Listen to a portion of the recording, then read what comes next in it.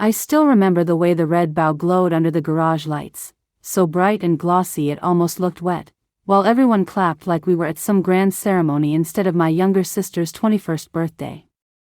The air smelled like vanilla frosting and exhaust fumes. My mother stood next to the BMW, beaming, her hands clasped over her chest as if she'd just witnessed a miracle. My sister, Lily, squealed and launched herself into our father's arms. "Oh my God, Dad! Are you serious? A BMW? For me?" "Of course," he said, laughing like this was the only logical gift for a college student who still didn't know how to parallel park. "You deserve the best." Everyone looked so happy it almost felt staged. I stood there holding a paper plate with a melting slice of cake and a plastic fork that had snapped in half. Then my mother finally turned toward me. "Oh, sweetie," she said, patting my arm lightly as if she'd just remembered I existed. She reached into her purse, rummaged for a moment, and pressed something into my palm. 2 crumpled dollar bills. "For gas," she said. "I know you've been driving a lot lately." Driving a lot lately? I was 30. I worked full-time. I paid all my own bills. I'd even helped them cover Lily's tuition last year when they said money was tight. But apparently, tight didn't include luxury vehicles. I stared at the $2 in my hand, creased, soft, almost warm from her grip, and for a moment I felt 14 again. The forgotten sibling. The afterthought. The responsible one who didn't need anything because, "You're always so capable, honey." But capable didn't mean unbreakable. Lily revved the engine, and everyone cheered. The sound vibrated through my bones, sharp and cold. No one noticed me step back into the shadows beside the old workbench. No one noticed the way my throat tightened. No one noticed that my eyes burned. And that's when I realized something I had spent years refusing to admit: I was never going to matter to them the way she did. Not if I won awards. Not if I built a career. Not if I climbed every mountain they pointed to. Lily was the sun. I was the light bulb in the hallway, only switched on when convenient. When the party moved back inside, the laughter trailing behind them, I slipped upstairs to the guest room. My hands were still trembling when I closed the door. I didn't cry. Not exactly. It was something quieter, deeper, like a soft collapse inside my chest. I sat on the edge of the bed and whispered to myself, "I can't keep doing this." If only I knew what I was walking into. Because that night wasn't the breaking point. It was only the beginning. I used to think I understood my family. Not loved, understood. Like a complicated puzzle I had memorized piece by piece, convinced that nothing about it could surprise me anymore. But that wasn't true. Not even close. In the weeks leading up to Lily's birthday, the imbalance in the air felt almost physical, like humidity before a storm. My mother called me more often than usual, but never to ask how I was doing. It was always something about Lily. "Your sister's been under so much stress. We want this year to be really special for her. She just needs a little extra support." Special. Support. Extra. Words I rarely heard directed toward me. I kept telling myself I shouldn't care. I was the older sister. The responsible one. The one who had learned to expect nothing so I wouldn't feel disappointed when nothing arrived. But even if you teach yourself to live without sunlight, your bones still remember what warmth is supposed to feel like. A week before the party, I drove to my parents' house to help with the decorations. Or more accurately, do the decorations. Helping usually meant doing everything while being told I was so good at taking initiative. The living room looked like someone had exploded a craft store across every surface. Ribbons. Bows. Balloons in soft pink and gold. 3 different kinds of glitter. "Wow," I said quietly. You're really going big this year. My mother didn't look up from the satin ribbon she was curling. Well, it's her 21st. These milestones matter, you know. I nodded, even though something inside me pinched sharply. My own 21st birthday had been a single plate of pasta at a chain restaurant after my father insisted we use a coupon he'd been saving. No balloons. No cake. No photos. No speech about milestones. Just a quick dinner and my mother saying, "Don't stay out too late, you have work tomorrow." But I swallowed that memory, just like hundreds of others. We spent hours arranging decorations while Lily stayed upstairs watching a reality show. Every 20 minutes, she'd call out, "Mom, can you bring me a smoothie?" And my mother would rush to her like Lily was recuperating from surgery. At one point, as Mom hurried past me with a fresh drink, she said, "Could you handle the balloon arch? You're always the creative one. Creative one. Responsible one. Capable one." The labels always sounded flattering on the surface, but underneath they meant the same thing. We rely on you to do everything we don't want to do. I tried to stay focused on the balloons, but something about the whole scene felt wrong in a way I couldn't quite name yet. But I had no idea what was coming next. When Lily finally came downstairs to check our progress, she scanned the room and shrugged. "It's cute," she said. "Not thank you. Not wow.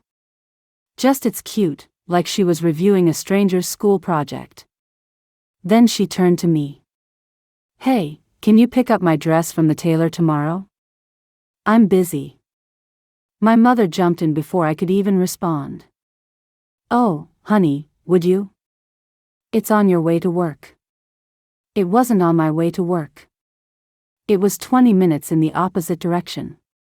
But I was so used to bending myself into whatever shape they needed that the refusal caught in my throat before it ever formed. "Sure," I said softly. "Whatever Lily needs." She didn't even say thank you. Looking back now, I realized this was the moment a crack quietly formed inside me. A small split in the foundation I had spent my entire life patching with patience. But at the time, I told myself it was nothing. Just a normal day in a family where normal had always been deeply, quietly warped. And that's when everything shifted. It happened 3 nights before her party, when my father asked to borrow money again. He called while I was cleaning my kitchen. His voice was casual, as if he were asking me to pick up a loaf of bread. "Sweetie, we're a little short this month.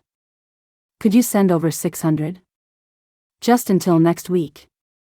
600. Again. I pressed the phone to my cheek and leaned on the counter, staring at the stack of bills I hadn't even opened yet. "Is everything okay?" I asked.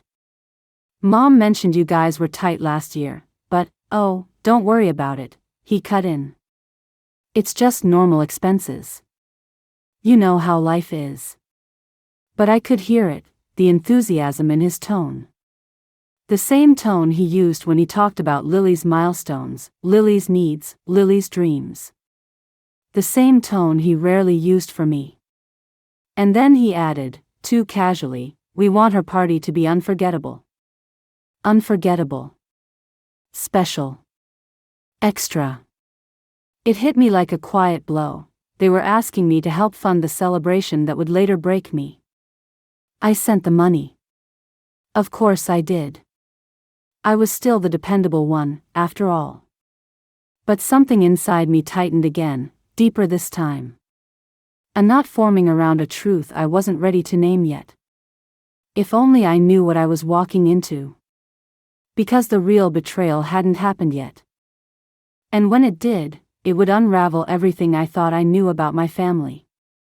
The morning of Lily's birthday felt strange from the moment I woke up. Like something in the air was too still, too quiet, waiting for something to snap.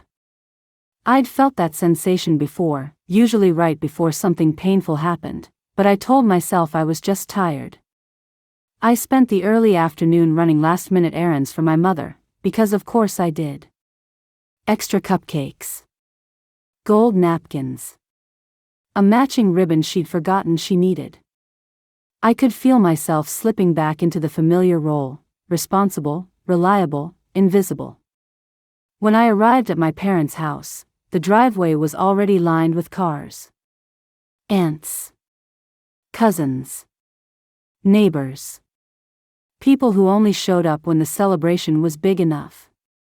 Inside, Lily floated around in a soft pink dress like she was starring in her own movie. My mother followed her, fussing over every detail, brushing imaginary lint off her shoulder, checking her hair, adjusting her bracelet. I stood by the kitchen island, cutting fruit for the punch bowl. No one asked me to, I just didn't know what else to do with my hands.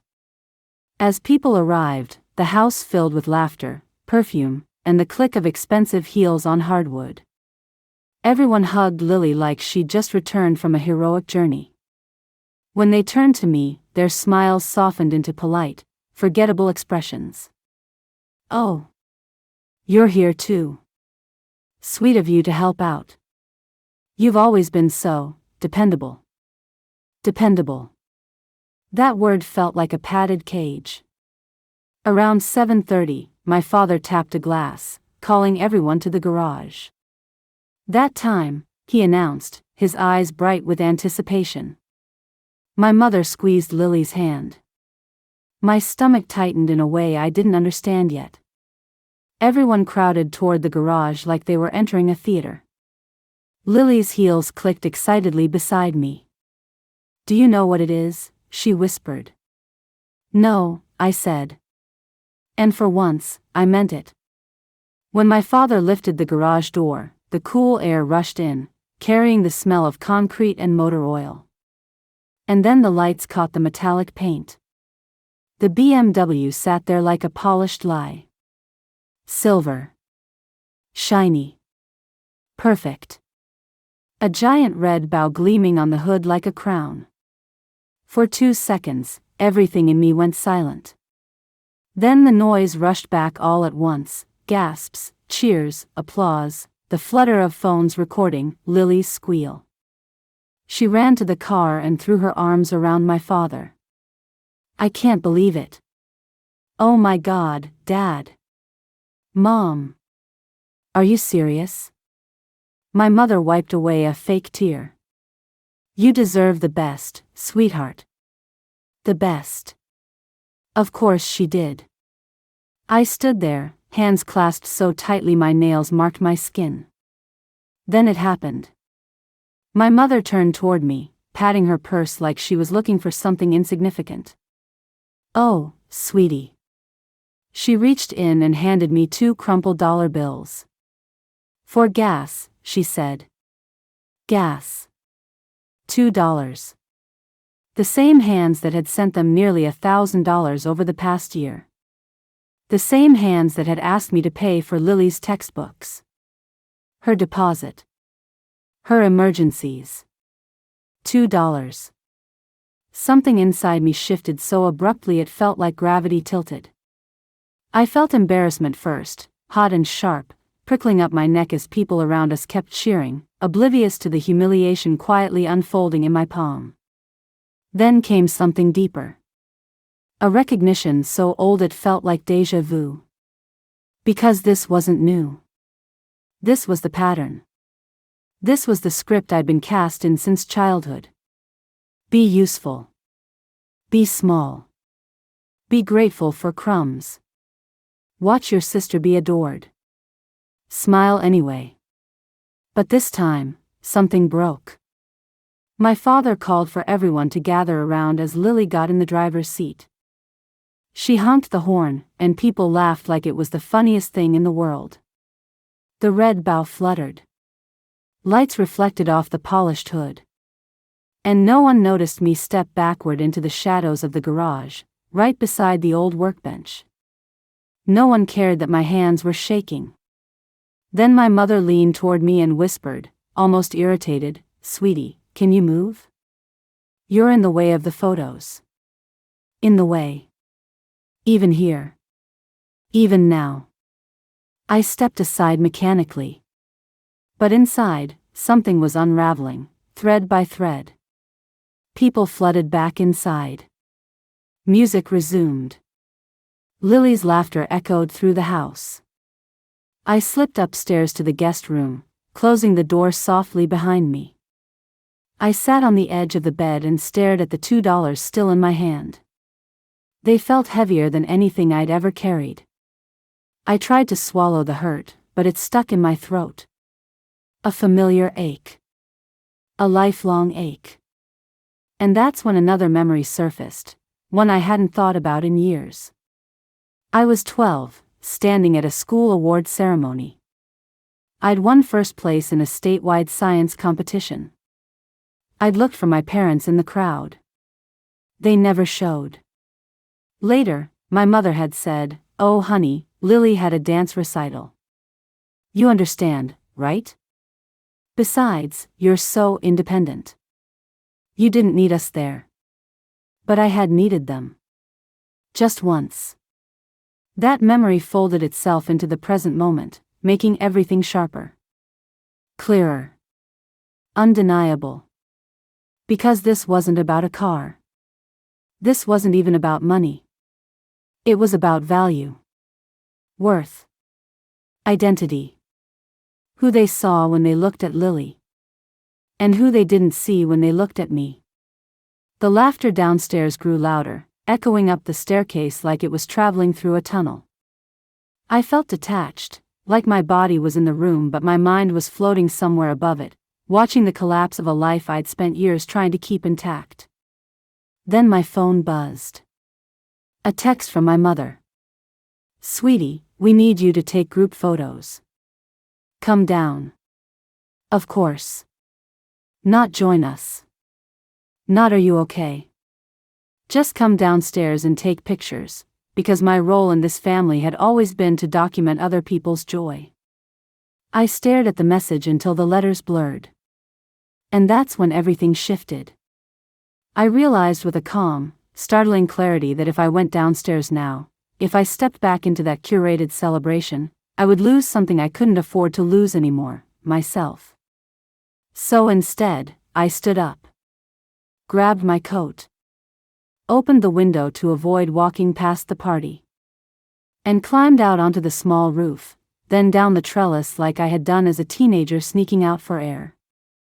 When my feet hit the grass, the cool night wrapped around me. I didn't look back. I just walked to my car, got in, and let the engine hum beneath me like a heartbeat that finally belonged to me. But I had no idea what was coming next. Because leaving wasn't the betrayal. The betrayal was still ahead of me. And it would reveal truths I had spent my entire life avoiding. I didn't drive far that night. Just far enough. City lights blurred at the edges of my vision as I pulled out of my parents' neighborhood. The quiet inside the car felt too big. Too loud. I turned off the radio. I needed silence. Or maybe I needed to hear the sound of my own thoughts for once. I kept seeing the BMW. The red bow. The exact curve of my mother's smile as she said, "You deserve the best," to Lily. And then the two crumpled dollars in my hand. $2 for gas. Like a joke the universe forgot to laugh at. I drove aimlessly for a while, following streets I knew by muscle memory, until I ended up in the parking lot of a closed bookstore. The sign was dark. The lot was empty except for one other lonely car at the far end. I parked and let my forehead rest against the steering wheel. My hands were still shaking. That was when my phone started vibrating. First, a call from my mother. Then another. Then a text. "Where are you? People are asking about you." Another. "Sweetie, this is not the time to disappear. Your sister is worried." I stared at the screen. Lily was not worried. Lily was probably testing out all the car's tech features and posting stories about it. I let the phone ring until it went silent. Then it buzzed again. This time it was my father. I answered before I could stop myself. Hello? His voice came through sharp and controlled. Where did you go? I left, I said. The words surprised me with how calm they sounded. I needed air. Air? He scoffed. You just vanished. That's irresponsible. Your mother is upset. Lily is upset. People are asking where you've gone. Of course. His first concern wasn't me. It was people and what they were saying. I didn't want to ruin the party, I replied quietly. You already did, he snapped. The words sliced through me. I went silent. He sighed into the phone like he was the one being hurt. You know how sensitive your sister is. We do so much for you both, and you can't just be happy for her. She's your sister. There it was. The script. The guilt. The weaponized disappointment. I am happy for her, I said. But the words tasted wrong. Then what is this about? He demanded. Running off, ignoring your mother's calls? It's childish. I swallowed. This was it. The edge I had never dared to step beyond. It's about you giving her a BMW, I said. And handing me $2 like I'm an afterthought. Silence. For a moment, I wondered if the call had dropped. Then he spoke, each word measured. Oh, is that what this is? He laughed, but there was no humor in it. We thought you'd be proud your sister is doing so well. Those $2 were just a gesture, for your gas. You're the one with a good job. You don't need big gifts from us. The knot in my chest twisted. I've been helping you financially all year, I said. For her tuition. For that unexpected bill last month. For the deposit. And she gets a luxury car while you pat my arm and give me pocket change. I heard him exhale through his nose. Immediately defensive. Immediately angry. We never asked you to help, he said. You offered. Because you're generous. That's who you are. Don't throw that in our faces now. They had asked. They just wrapped the requests in guilt and obligation and, we're so proud of how responsible you are, until I felt like saying no would make me cruel. But I knew there was no point in arguing. He would always rearrange the memory until it fit his version of the story.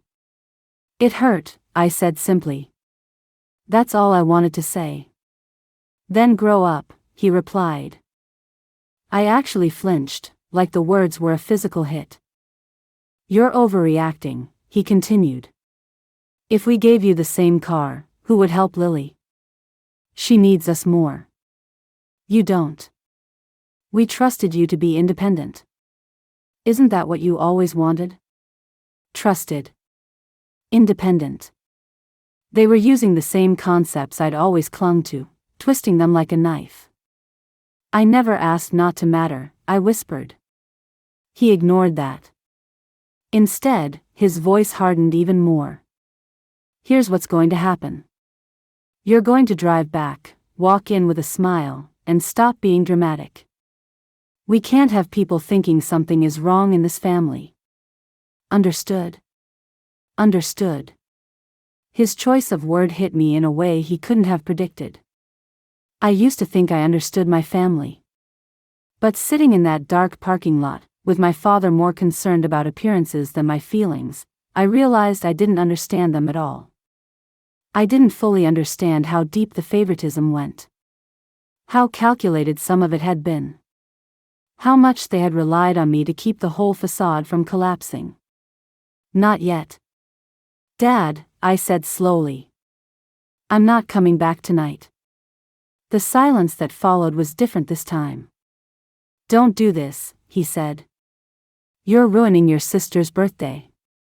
No, I said quietly. You are. He drew in a sharp breath. You are out of line.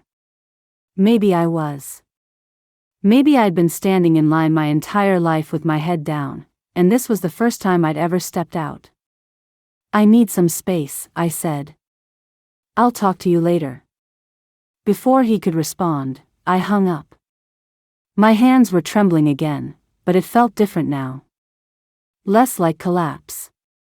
More like aftershocks of a small, personal earthquake. If only I knew what I was walking into. Because the fallout from that one choice was bigger than I could have imagined. I drove home slowly. The city felt like a different planet. By the time I parked outside my building, my phone was flooded with messages. From my mother: "Sweetie, your father says you're upset.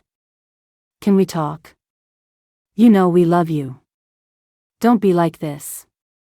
You've always been our strong one.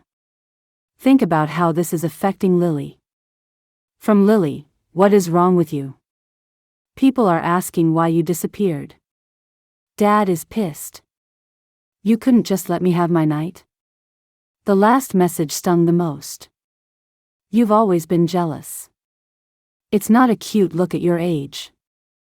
I stared at the screen, feeling the words land like little stones in a pile I'd been carrying since childhood. Jealous.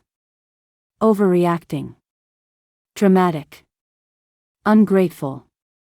I'd heard all of them before. Usually in smaller doses. Like micro-injections of shame. I didn't respond.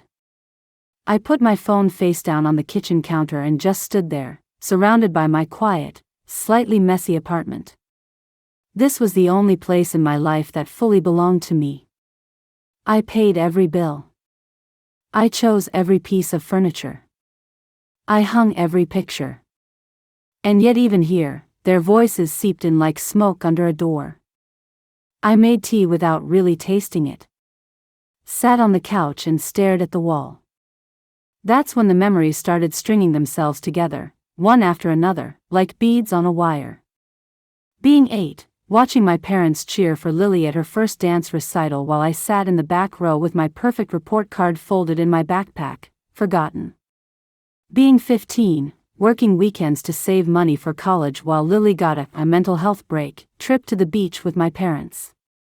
They'd told me, "She's more fragile than you. You're tough. You'll be fine." Being 20, getting my first job offer out of state and hearing my mother say, "We're so proud, but don't expect us to make a big deal out of it. You know your sister doesn't handle comparisons well."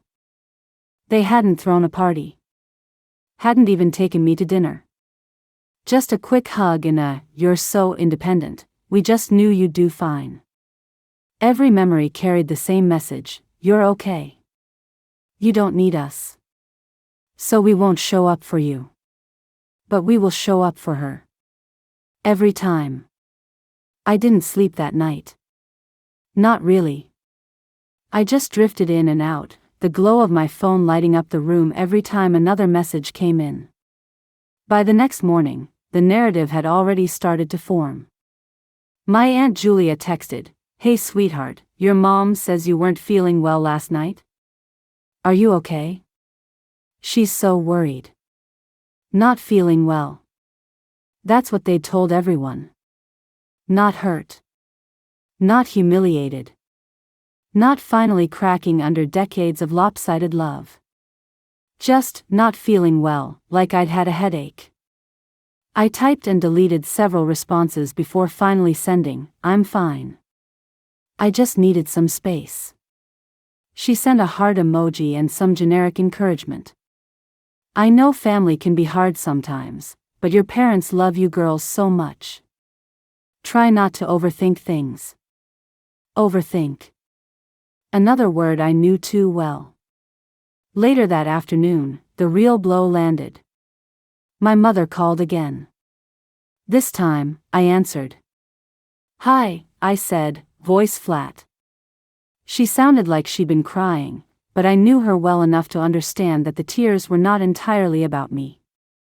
"Sweetie, can we please talk about last night?" she asked. "We are talking," I said. She sighed.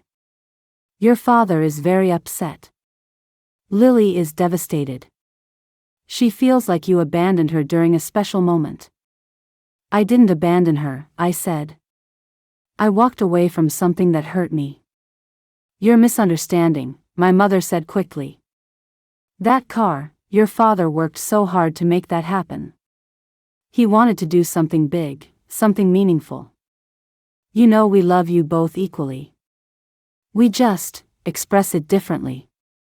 Equally. Of course. You gave her a BMW, I said. After asking me for money multiple times this year. Then you gave me $2. Do you hear how that sounds?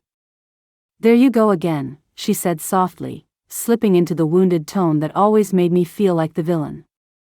Turning everything into numbers. We trusted you to be mature.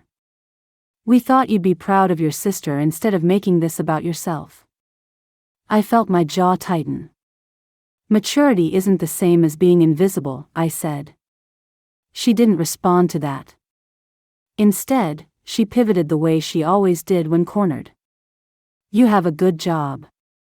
You have your own place. We didn't think you needed anything. Lily, she's more delicate. She struggles.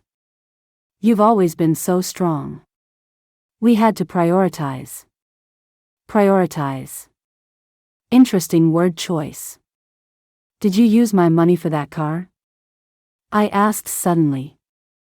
The question surprised both of us. There was a pause. A long one. Don't be ridiculous, she said finally. The car is on a lease. Your father handled it. You know finances are complicated. You don't understand everything we're juggling. But something about the way she said it made my stomach drop. Complicated. Juggling. Things I don't understand. It was the same tone she used when she was hiding something. And all those times you said money was tight? I asked. All those times you said you needed help with bills, with Lily's tuition, with unexpected expenses. Another pause. We did need help, she insisted. We wouldn't have asked otherwise. But there was still enough for a BMW, I said. She exhaled impatiently. You don't know the whole story. You're taking everything out of context and making us out to be monsters. After everything we've done for you. There it was. The running tally. The ledger I was never allowed to see but always expected to be grateful for. You've done things for Lily, I said quietly. You've done obligations for me. That landed. I could feel it, even through the phone. Her voice cooled. If you're going to talk like this, maybe we should end the call. I won't let you disrespect us after all we've sacrificed. We've always treated you girls the same. The lie was so blatant it almost took my breath away. No, I said. You haven't. Then that's your perception, she replied briskly. And I can't change how you choose to see things. But I will say this, if you keep acting like this, you will break this family. Do you want that on your conscience? There it was again. The guilt. The suggestion that I was the one doing damage simply by acknowledging mine. I think the family was already broken, I said. We just decorated over the cracks. She inhaled sharply. Your therapist put these ideas in your head, didn't she? I froze. We had only briefly talked about therapy months ago, when I'd mentioned I was seeing someone to help with stress. My mother had rolled her eyes and said, in my day, we just dealt with things. Now she was using it as another weapon. No, I said. She's helping me see things more clearly. That's all. Well, she doesn't know our family, my mother said. And if she's filling your head with this nonsense, maybe you should reconsider seeing her. There it was again. Control disguised as concern. And that's when everything shifted. Because for the first time, I realized that my parents weren't just oblivious. They weren't just old-fashioned or clumsy with emotions. They were invested in keeping things exactly as they were. In keeping me in my role. In preserving an image of fairness that never existed. "I'm not going to stop therapy," I said. "Then don't expect us to sit here and be attacked," she snapped. "You're choosing to distance yourself. That's on you. But don't come crying back when Lily is the only one by our side." I almost laughed. Lily had never been by their side. She was the center of their orbit. The rest of us revolved around her. We went back and forth a while longer, but nothing changed. She minimized. I tried to explain. She shifted blame. I tried to stay grounded. Eventually, I just said, "I need some time," and ended the call. I stared at my reflection in the black screen of my phone. I looked tired. Older than 30. Like someone who'd been carrying invisible weight for decades. If only I knew what I was walking into. Because that conversation was just the start. The real revelations were still coming. And when they did, they would force me to make a decision I could never unmake. One that would lead directly to a lonely road, a glowing screen at 2 a.m., and a choice that finally put me at the center of my own life. For the first time ever. The day after the argument with my mother felt strangely quiet. Not peaceful, just quiet in that heavy, suffocating way right before something breaks. I tried to work from home, but my focus was gone.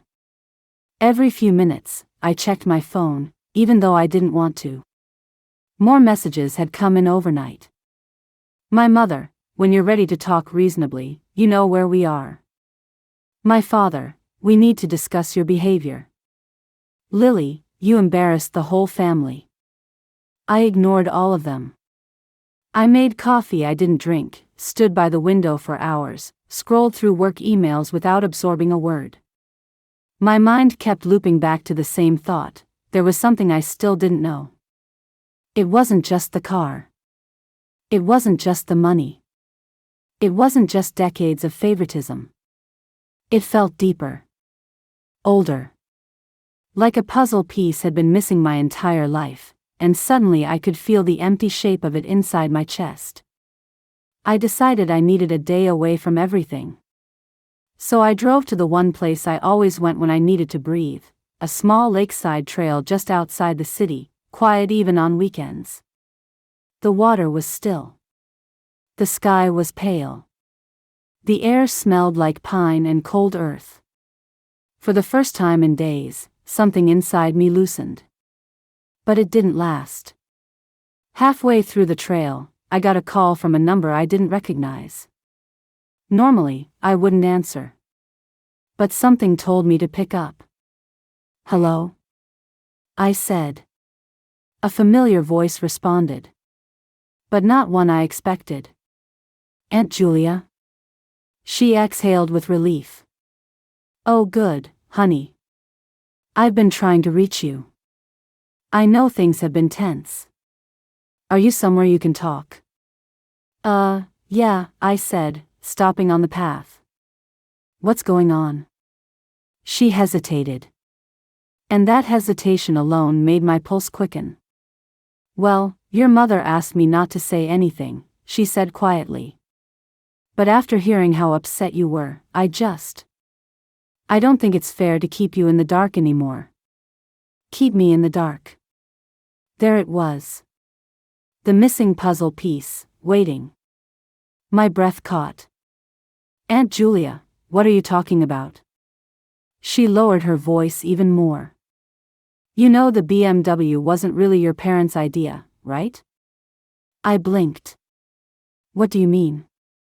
"Of course it was." "No," she said. "It wasn't. Your parents couldn't afford that car.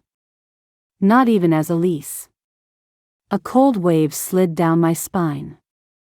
"Then how did they?" She sighed. "Sweetie, they used the money you sent them. All of it. Every payment you ever thought was helping with bills or tuition or emergencies. They were saving it for months. They didn't tell you because they knew you wouldn't approve. My vision blurred. Leaves, water, sky, all mixed into one shifting mass. They used my money to buy Lily a BMW? Yes. Her voice was gentle, apologetic. And they asked me to keep quiet about it. But I couldn't.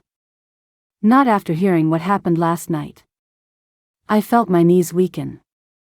I sat on a large rock beside the path, staring at the lake without really seeing it. You're sure? I whispered. Sweetheart, I wouldn't say it if I didn't know for certain. Your mother told me herself. She said, she's stronger than Lily. She won't mind. But clearly, you mind. And you should. I pressed a hand over my mouth. She wasn't done.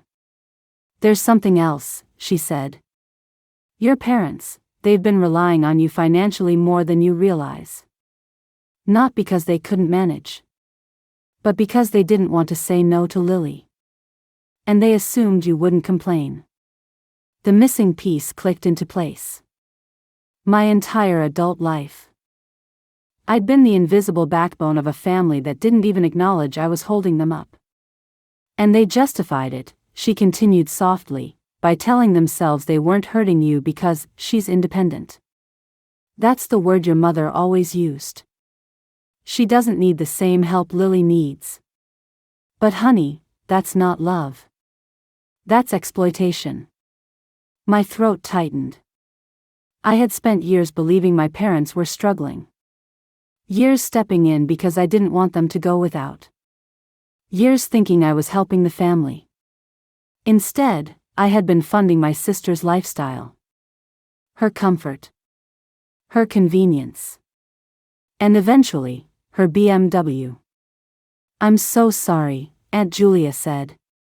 I thought you knew. I assumed your parents had talked to you about it honestly. But clearly that wasn't the case. I tried to speak, but nothing came out. You deserved honesty, she said. You deserved appreciation. And you deserved a family that didn't take advantage of your kindness. I closed my eyes. A tear slid down my cheek before I could stop it. So what do I do? I whispered. She hesitated. And then she said something that would become the turning point of my entire life. You stop giving. You stop explaining.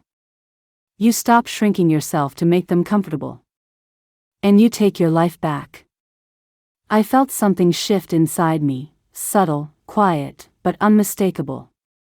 Like the first breath after resurfacing from deep water. She wasn't finished. And if they try to guilt you, she added, that's how you'll know you're doing the right thing. After we hung up, I sat by the lake for a long time. The water barely moved. The trees whispered overhead. And I felt the weight of the truth settle into me like a new, uninvited gravity. My parents had never been in financial crisis. They had been in emotional crisis. Unable to say no to Lily. Unafraid to say no to me. Everything made sense now. The requests. The excuses. The secrecy. The manipulative tone when I started pulling away. It all pointed to one reality: they needed me far more than they had ever admitted. And they needed me obedient. But I wasn't obedient anymore. And that's when everything shifted. Sitting on that rock, watching the cold ripples move across the surface, I made a decision so clear it felt like it had been waiting inside me for years. I was done. With the role. With the guilt. With the endless supply of emotional and financial labor. I wasn't going back. Not tonight. Not tomorrow. Not ever in the same way. But I had no idea that the next step, the one I hadn't even fully thought through yet, would end up happening in the middle of the night. At 2 a.m. With my hands still shaking. And with a clarity that felt almost sacred. I didn't know it yet, but the moment I pressed block on every number in my family wasn't the end. It was the beginning of the life I was always meant to live. When I got back to my apartment that evening, the truth from Aunt Julia still echoed in my chest like a slow, distant thunder. They had used my money. Every dollar. Every emergency. Every unexpected bill. Every soft, subtle guilt trip. All of it had gone straight into the comfort and elevation of my sister's life.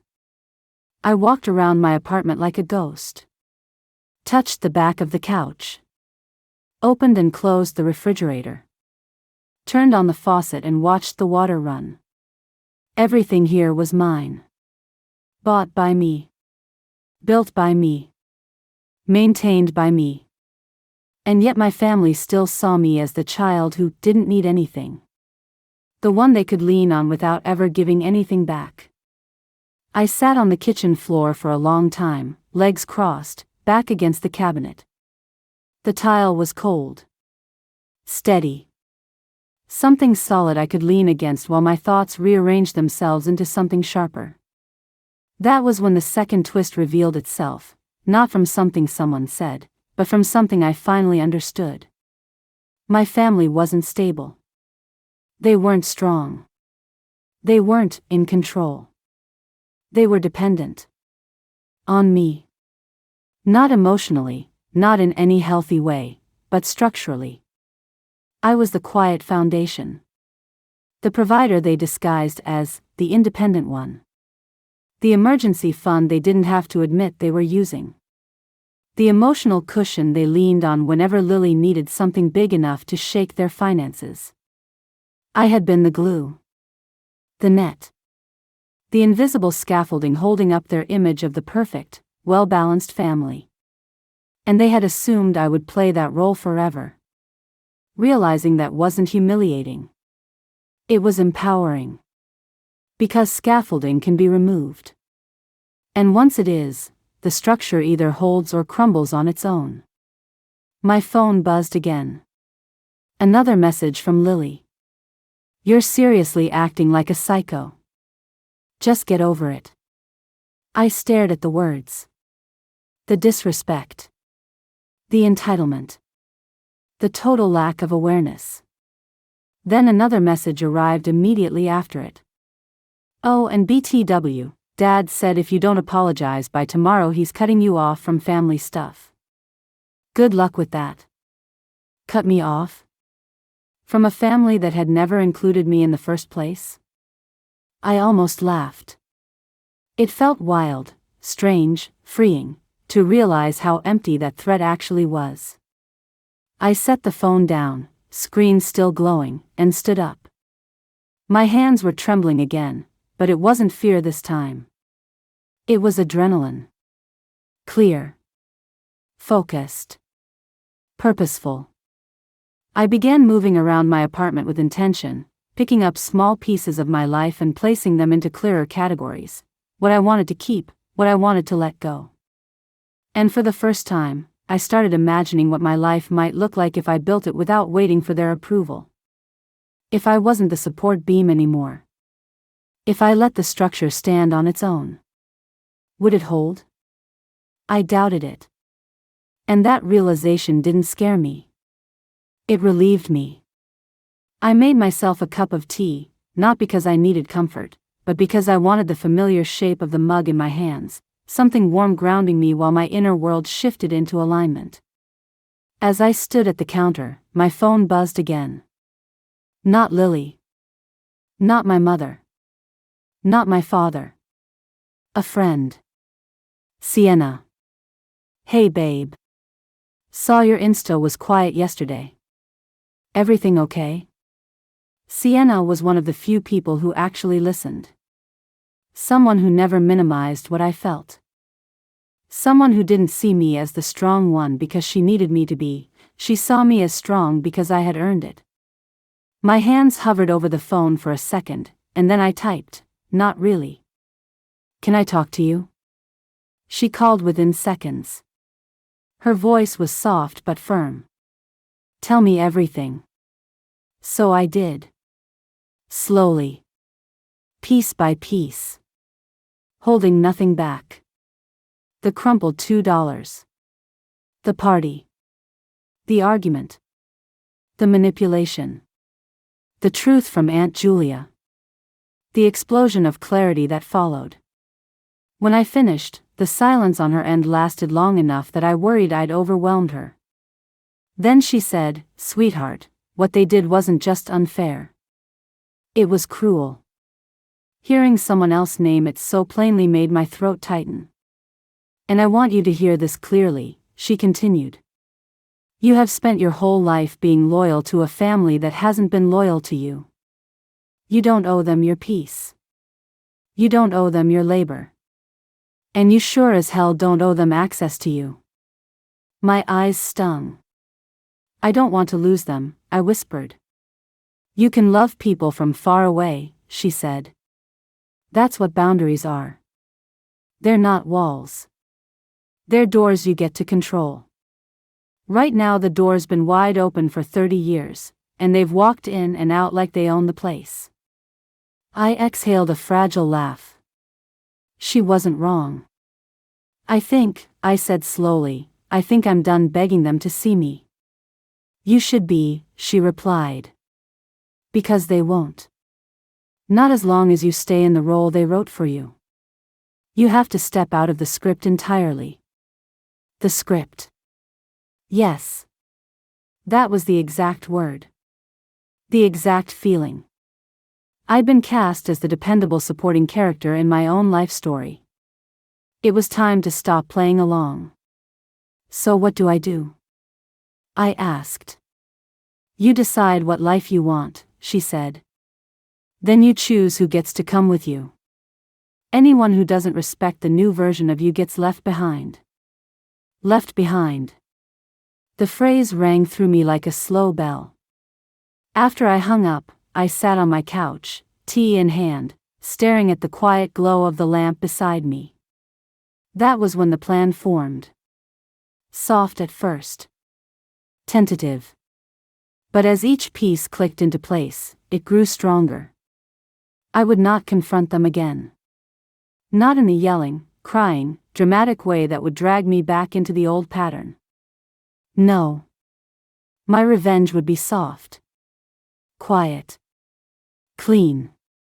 A boundary, not a battle. I would pull away. Stop answering guilt-laced calls. Stop funding their crises. Stop participating in the manipulation disguised as family unity. I would build a life that did not require their approval. Or their drama. Or their chaos. And then I would disappear from their narrative. Not forever. Not fully. Just enough to reclaim myself. But something else was coming. Something I couldn't have predicted. The twist wasn't just about money. Or favoritism. Or manipulation. It was about what happened to the family structure once I stepped away. Because they had always assumed I'd be there to stabilize things. They had never imagined what would happen if I stopped. They thought Lily was the fragile one. The dependent one. The one they needed to protect. They were wrong. And they were about to learn that without me balancing everything from the shadows, the whole system would start to shake. If only I knew what I was walking into. Because leaving wasn't just freedom. It was the first domino. The one that would send every secret, every lie, every hidden imbalance falling into the light. And it would all start the night I pressed block at 2 a.m. The shift didn't happen all at once. It happened in small, precise movements, like someone carefully tightening the strings of a loose instrument until the whole thing finally held its tune.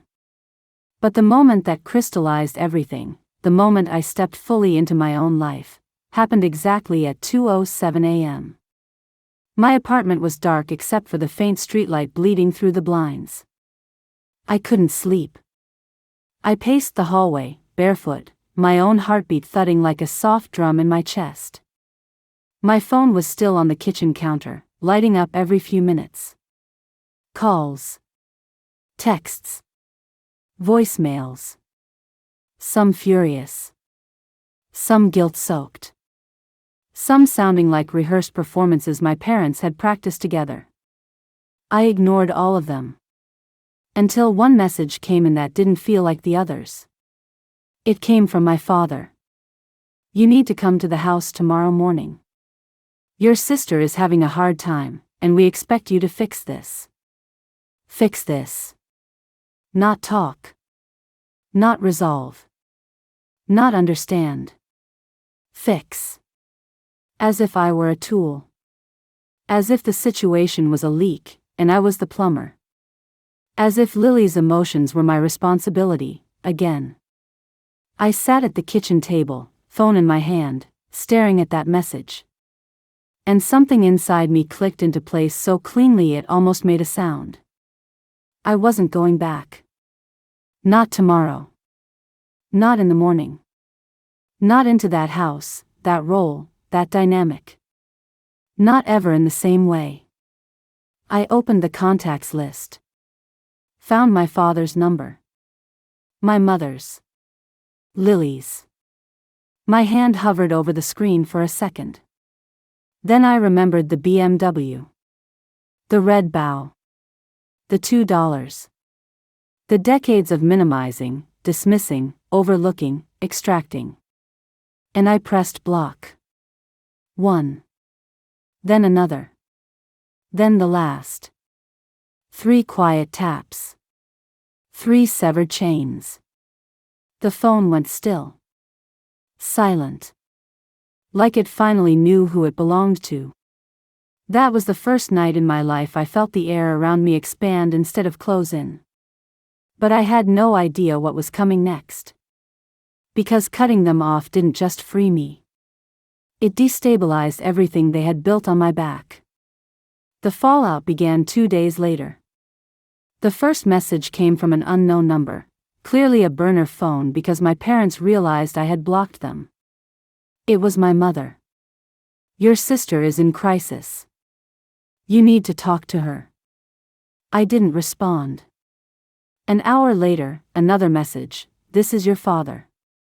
You need to stop this behavior immediately." I didn't respond. Then one from Lily, "Are you happy? Mom is having panic attacks because of you." I exhaled slowly. The old me would have panicked. Would have rushed over, apologized, folded, taken responsibility for the emotional instability they had cultivated themselves. But the new me saw through it. Their system depended on my immediate compliance. Without it, they were lost. That wasn't my fault. That was the consequence of their choices. 3 days passed. 3 days of silence from me. 3 days of increasingly frantic messages from them. 3 days that felt like shedding an old, too tight skin. And surprisingly, my life didn't collapse. It expanded. I went to work with a strange lightness in my chest. I cooked dinner without the buzzing dread of another obligation. I slept for an entire night without waking up in panic. I even smiled more. Small smiles, but real ones. Smiles that belonged to me. Then the next twist arrived. A text from an aunt, not Aunt Julia, but one of the others, one deeply entangled in family politics. "Hope you're well. Just FYI, Lily dropped out of school today." My breath caught. Not because I felt guilty, but because it confirmed what I had suspected deep down. Without me as the invisible stabilizer, the weight of their choices was finally returning to them. 40 minutes later, another message, "And your parents have been fighting non-stop. Money issues, I think. Something about a lease they can't keep up with. The BMW. Of course. If I wasn't paying their hidden bills anymore." The whole facade began to crack. And then the final message, "They said you abandoned the family and that's why everything is falling apart. I'm staying out of it. Just thought you should know."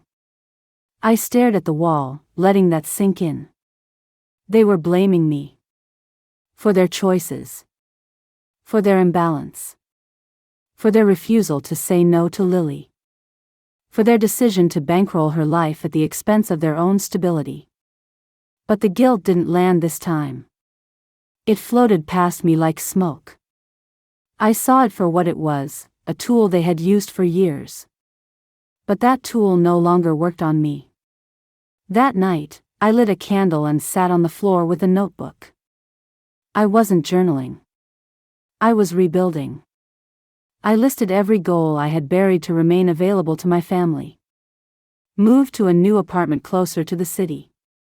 Apply for the promotion I'd been scared to pursue because it meant less flexibility to help with family tasks. Join a weekend pottery class I always said I didn't have time for. Travel more. Build friendships that weren't one-sided. Learn how to cook something more ambitious than pasta. Live my own life without permission. Every line felt like stitching up a wound I didn't even realize was still open. Then I wrote one final sentence at the bottom of the page: I don't need to be needed to belong. When I closed the notebook, I felt something lift off my shoulders. A weight I had carried for so long I had forgotten what it felt like to stand without it. If only I knew what I was walking into. Because this new life I was beginning, this boundary-filled, self-anchored life, was about to get tested in ways I couldn't predict. But unlike before, I wasn't afraid of the test. I was ready. Truly ready. And for the first time in my life, I felt powerful. A year passed before I even realized it. A full 12 months of quiet mornings, steady evenings, and days that finally belonged to me. It didn't happen in a dramatic flash. Healing rarely does. It was slow, like sunlight creeping across a room 1 inch at a time. After I blocked my family, the silence felt strange at first. Like the background noise of my life had suddenly gone missing. But in that silence, I heard something I had never heard before: my own voice. My own wants. My own rhythms.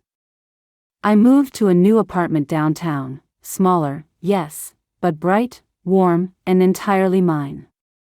I bought furniture I loved, not just whatever was practical. I joined that pottery class. I took weekend hikes. I traveled with Sienna to Colorado, where the mountains looked like they were exhaling ancient secrets. I took the promotion at work too. And I thrived. My boss told me, I always wondered why you stayed in the background. You're a natural leader. I didn't have the heart to explain that I was unused to being seen. In this new life, I learned small things about myself that felt like gifts. I liked my tea stronger. I liked soft blankets and open windows. I liked having space, not just physical, but emotional. And most of all, I liked who I was becoming. Every week in therapy, I peeled back another layer of guilt I'd been carrying since childhood. Not all at once. Gently. Like unraveling a knot without tearing the fabric. My therapist said something one day that I wrote on a sticky note above my desk: you didn't walk away from your family. You walked toward yourself. I read it every morning. I still do. But the world has a way of circling back. And so did my family. It started with a letter. Not a text. Not a call. A letter, handwritten, uneven, like the person writing it wasn't sure how to say what needed to be said. It was from my mother. I found it in my mailbox on a Tuesday evening. My hands trembled when I recognized the handwriting. I carried it inside and set it on the table. I made tea before opening it, not because I was scared, but because I wanted to be grounded when I finally read what she had to say. When I unfolded the paper, her words felt different than I expected. Dear sweetie, we miss you. Not the role you played. You. Your father and I didn't realize how much we relied on you until you weren't there anymore. Things fell apart. We were forced to face truths we should have faced years ago. Lily struggled. We struggled. And none of that is your fault. We're learning. Slowly. Clumsily. We hope, when you're ready, you'll talk to us again. We won't rush you. We won't guilt you. We just want to rebuild, if you want that too. Love, Mom. I read it twice. Then a third time. I didn't cry. I didn't fold inward. I didn't feel the old panic creeping up my spine. I felt calm. Because the difference wasn't in her words. It was in me. A year ago, I would have run to them. Grateful. Hopeful. Desperate to fix everything. Now, I could see the letter for what it was, not proof of healing. Not a sudden transformation. Just a beginning. Just an invitation. Just a possibility. And I didn't have to decide right away. I set the letter down on the coffee table next to a small ceramic bowl I had made in pottery class. It was imperfect, slightly uneven, asymmetrical, but beautiful in its own way. That bowl had become a symbol for me. A reminder that broken things aren't failures, they're foundations for something new. I touched its cool surface. Breathed in. Breathed out. Then I wrote my mother back. Just a few lines. I'm open to talking. But slowly. With boundaries. And not to return to the past, only to see what a healthier future could look like. I hope we can meet each other as adults this time. Not as roles. I didn't apologize. I didn't explain. I didn't shrink. I chose myself first. And then I chose a version of connection that honored that choice. When I walked outside to slide the envelope into the outgoing mail slot, the air felt crisp against my skin. New. Fresh. Alive. Walking back to my apartment, I felt something settle inside me. Peace. Real peace. The kind that isn't granted by anyone else, only built, brick by brick, in the quiet of your own life. When I stepped inside, the bowl was still on the table. Soft light pooling around it like a quiet promise. And I realized the truth I had been circling for a long time. I didn't leave my family that night. I simply stopped leaving myself. If you like this story, feel free to subscribe and turn on the bell so you don't miss the next one.